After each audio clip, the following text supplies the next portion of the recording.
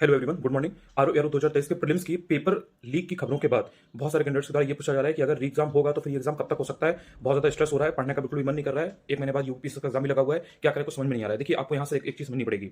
जो अभी यहाँ से हालात बन रहे हैं, इसमें 99.9% एग्जाम दोबारा होगा, री एग्जाम होगा, क्योंकि बहुत सारे ऐसे सबूत हैं, बहुत सारे ऐसे एविडेंस हैं, बहुत सारी ऐसी चीजें हैं जो आपने देखी हैं, आप देख पा रहे हो और जांच बैठ गई है। तो हमेशा ऐसा नहीं होगा कि जांच में कोई भी चीज पकड़ी नहीं जाएगी या उनको प्रॉपर चीजें नहीं मिलेंगी एंड उस पर कोई डिसीजन नहीं लेंगे। तो इसलिए थोड़ा सा धैर्य रखिए। अब ऐसा तो नहीं है कि ये चीज एक ही दिन में हो जाएगी, हो जाए तो बहुत अच्छी बात है, लेकिन आपको थोड़ा सा धैर्य रखना पड़ेगा। लेकिन उस धैर्य के साथ आपको बिल्कुल भी अपनी जो आवाज है उसको दबने नहीं देना है। लगातार ट्वीट करते रहिए, जो भी एक सही तरीका होता है। देखिए, बहुत ज्यादा अगर आप एग्रेसिव होकर के विरोध करेंगे, आप उल्टी सीधी चीजें करेंगे, ऐसी जो कायदे कानून में नहीं आती है, तो वो कहीं ना कहीं आपके खिलाफ ही जाएगा। इसलिए आपको अपनी बात को ढंग से कहना है। आपके पास जो भी चीजें हैं, अगर आपके पास जैसे अगर किसी का मेल आया था या आपके पास किसी का कोई कॉल आ रहा है, किसी के पास आपके पास कोई स्क्रीनशॉट आया जिसमें कोई भी ऐसी चीज आपके पास आई जिसमें आपको ये मिल रहा है कि भाई इतने पैसे ले लो या ये कर लो या ऐसे ऐसे ये पेपर है, कुछ भी पेपर आउट से संबंधित, तो वो चीज आप आयोग को मेल करिए। अपनी बात ट्विटर पर करिए, ज्यादा से ज्यादा ट्वीट करिए एक्स पर। और इसमें आपका क्या है कि आपका एक तो कोई नुकसान भी नहीं है और अपनी बात को लगातार उठाए रह सकते हो। अगर आप इस मामले को ढील दे दोगे तो कहीं ना कहीं फिर आप ही के लिए वो चीज हित में नहीं जाएगी। इसलिए आपको ये समझना पड़ेगा कि लगातार उस चीज को लेकर के आप अपनी आवाज उठाते रहिए। साथ में यूपीपीएससी एग्जाम लगा हुआ है, एक महीने बाद है, उसको उस पर भी ध्यान दीजिए, पढ़िए। री एग्जाम की अगर आप बात करो तो अगर री एग्जाम होगा तो फिर उसके चांसेस यही है कि वो इलेक्शन के बाद होगा। उसमें ये बहुत मैटर करता है अभी यहाँ से कि अगर जांच के बाद जो निर्णय लिया जाता है सरकार के द्वारा, आयोग के द्वारा, या जो भी डिसीजन होगा वो अगर जल्दी ले लिया जाता है तो उतना जल्दी आपको पता लग जाएगा कि इसका एग्जाम कब हो सकता है, जो भी डिसीजन होगा उसके बाद। और अगर ये कहीं जांच लंबी चलती है या अगर इसके लिए न्यायपालिका की तरफ जाना पड़ता है या फिर ये केस और लंबा खिंच जाता है, ये जो पूरा प्रकरण है अगर ये लंबा खिंच जाता है, तो फिर कहीं ना कहीं एक अनिश्चितता की स्थिति बन जाएगी, आपको नहीं पता चलेगा कि एग्जाम कब हो सकता है। तो अभी यहां से जो एक बेस्ट चीज है जो आप एज अ कैंडिडेट कर सकते हो, सिर्फ और सिर्फ आपको ध्यान देना है कि आपको टाइम वेस्ट नहीं होने देना है। आरओ आरओ का जो होगा होगा, 99.9% चांसेस यही है कि एग्जाम दोबारा होगा, आपको दोबारा मौका मिलेगा। जिन लोगों का नुकसान हुआ है, जो भी ऐसे डिजर्विंग कैंडिडेट्स थे जिन्हें अच्छा पेपर किया था बट पेपर लीक हो गया है, उनके लिए फिर यहां से एक दोबारा मेहनत उनको करनी पड़ेगी ऑब्वियसली जब आप एग्जाम दोबारा दोगे। लेकिन वही लोग आएंगे सेलेक्ट होकर के जो एक्चुअल में डिजर्व करते थे। तो इसलिए कहीं ना कहीं दोबारा एग्जाम होगा तो सभी के लिए वो एक बेटर चीज रहेगी। लेकिन जब तक एग्जाम होगा तब तक आपको अपनी पढ़ाई को टूटने नहीं देना है, ब्रेक नहीं होने देना है। वो जो फ्लो आपका मेंटेन हुआ था, वो जो कंसिस्टेंसी आपने बनाई थी, उसको आपको टूटने नहीं देना है। सबसे बड़ी बात यह है कि एक महीने बाद यूपीपीएससी का एग्जाम है, तो आरओ आरओ का एग्जाम अब यूपीपीएससी के पहले तो नहीं होगा। ये तो मतलब एक बहुत ही ऐसा ना के बराबर चांस है कि उसके पहले हो जाए, तो ये तो संभव नहीं है, ये बात आपको भी मालूम है। तो अगर री एग्जाम भी होगा तो यूपीपीएससी के पहले नहीं होगा। तो अल्टीमेटली यूपीपीएससी एग्जाम तो टलने वाला नहीं है, उसमें तो कोई ऐसी चीज होगी नहीं, क्योंकि वो तो 17 मार्च को शेड्यूल्ड है ही।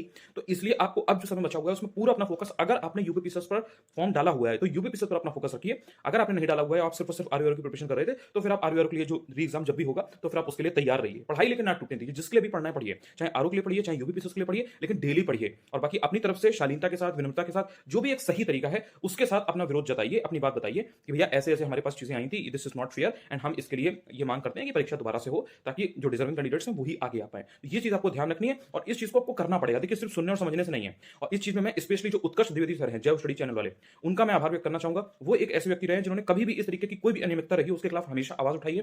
तो आप उनका साथ दीजिए, उनसे लगातार उनके टच में रहिए, देखिए कि वो क्या बताते हैं, कैसे क्या चीजें हैं, तो उससे भी आपको काफी डायरेक्शन मिलेगा, काफी चीजें पता चलती रहेंगी। और वो जब तक आपके साथ खड़े हुए हैं, कौशल जी हैं वो भी आपके साथ खड़े हुए हैं, तो जितने भी इस तरीके के लोग आपके साथ खड़े हुए हैं उनके साथ आप जुड़े रहिए। देखिए, जहां पर जब भी ट्विटर पर आपको ट्वीट करने का समय बताया जाए उस टाइम पर आप ट्वीट करिए और एकजुट होइए। एकजुट अगर आप रहेंगे तो अगर मान लीजिए 10 लोगों के साथ गलत हो रहा है और बाकी 10 लोग उस समय चुप बैठे हुए हैं, तो वो जो 10 लोग चुप बैठे हैं ना कहीं जब उनके साथ गलत होगा तो वो पहले वाले 10 लोग नहीं बोलेंगे। तो ये चीज आपको समझनी पड़ेगी। मैं ऑलरेडी इसके बारे में लगातार बात करता चला रहा हूं। बहुत सारे ऐसे लोग हैं जो अभी हाल में मेरा वीडियो देख रहे हैं, अभी 1-2 दिन से उन्होंने देखा है, तो उनको लग रहा है कि मैंने इसके बारे में बात नहीं की। मैं ऑलरेडी पहले दिन से बात कर रहा हूं। उस समय वीडियो पर जब ये बात चली थी तो आई थिंक 1 या 2 लोगों ने ही वीडियो बनाया हुआ था। एक एसएससी गुरुकुल वाले सर थे, उन्होंने इसके बारे में बात की हुई थी, एक कोई और था, 2 लोगों ने बात की हुई थी। तीसरा वीडियो यूट्यूब पर मेरा ही आया था स्पेशली इस बारे में।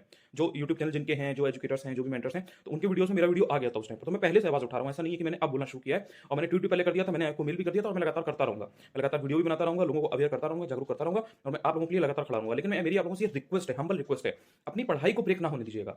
आप अगर 5-10 मिनट 15 मिनट निकाल करके ट्वीट कर रहे हैं, आयोग को अपनी बात रख रहे हैं, आयोग के सामने मेल कर रहे हैं उनको, तो उसके बाद का जो समय है उसको यूटिलाइज करिए। वेस्ट नहीं होना चाहिए, वरना फिर आपका नुकसान होगा। फिर बाद में आपको रियलाइज होगा कि कहीं ना कहीं एग्जाम भी हो रहा है और आपका यूपीपीएससी का पेपर भी खराब हो गया है और जो पहले वाला एग्जाम था जो एक्चुअल में लीक हुआ था पेपर, अगर तो वो तो खराब हुआ ही हुआ था। ये चीजें आपको ध्यान रखनी है। Thank you so much. और एक बार ध्यान रखिएगा, यूपीपीएससी के लिए मैंने ऑलरेडी स्टार्ट कर दिया है। बहुत सारे लोग ऐसे हैं जो टेलीग्राम नहीं देखते हैं। टेलीग्राम क्या है, अनुज चतुर्वेदी यूपीपीएससी, वो नहीं देखते हैं। नहीं देखोगे तो आपको आधी चीजें पता नहीं लगेंगी। हर चीज में पर्सनली तो नहीं बता पाऊंगा, टेलीग्राम पर मैं चीजें डाल देता हूं। यूट्यूब पर मैंने 2 दिन पहले ही, परसों ही मैंने चीजें आपको बता दी थी और मैंने डाल दिया था, कल भी डाल दिया था। आज के जो आपको टारगेट पूरे करने थे वो कल रात में मैंने टेलीग्राम पर डाल दिया था। कल का जो टारगेट होगा वो मैं आज शाम तक डाल दूंगा। तो उन टारगेट्स को आप फॉलो करिए, चीजें तैयार करिए। धीरे धीरे धीरे धीरे सारी चीजें आएंगी, विद इन टाइम लिमिट आ जाएंगी और आपको सारी चीजें तैयार करवा दी जाएंगी। इट्स जस्ट कि आपको लगना पड़ेगा, गंभीर होना पड़ेगा। यूबीपी से 2024 के लिए अब यहाँ से समय नहीं बचा है। और आप ये भी समझ लीजिए कि बहुत ज्यादा आपको अपनी स्ट्रेटजी को चेंज करने की या सफल करने की जरूरत नहीं है। जो थोड़े बहुत मॉडिफिकेशन होते हैं वो करने की जरूरत है। जो आप पढ़ते आ रहे हो वही आपके काम आएगा। क्विट इंडिया मूवमेंट अगर आपने आरओ के लिए पढ़ा है तो यूपी में आकर के क्विट इंडिया मूवमेंट है जो वो चेंज नहीं हो जाएगा। वो 1942 या उसका जो ईयर है या जो उसकी जो घटनाएं हैं वो बदल नहीं जाएंगी। तो ये जो बेसिक्स होते हैं ना उनको आपको संभाल कर रखना है। लगातार पढ़िए, यहाँ से गंभीरता के साथ अगर आप पढ़ेंगे तो डेफिनेटली आप क्रैक कर पाएंगे, क्योंकि लाखों की भीड़ है, ये आपको समझना पड़ेगा। 5,74,000 से ज्यादा आवेदन हुए हैं, पोस्ट कितनी है आपको मालूम है। तो अगर आपको लाखों से कुछ चुनिंदा हजार लोगों में आना है ना, तो आपको मेहनत करनी पड़ेगी बहुत ही स्मार्टली। अगर आप फिक्स नहीं कर पाओगे कि मैं किस सोर्स से पढ़ूं, कैसे पढ़ूं, क्या टॉपिक पढ़ूं, तो कहीं ना कहीं फिर आप गेम में मिस आउट कर दोगे। चीजें बहुत सारी पहले पड़ी हुई हैं और बहुत से कैंडिडेट्स ने सीसेट के बारे में पूछा था। सीसेट के बारे में मोस्ट प्रोबब्ली आज रात में या फिर कल सुबह मैं आपको वीडियो दे दूंगा, बता दूंगा। उतना कर लोगे सीसेट में फेल नहीं होगी, गारंटी है ये, चतुर्वेदी की गारंटी।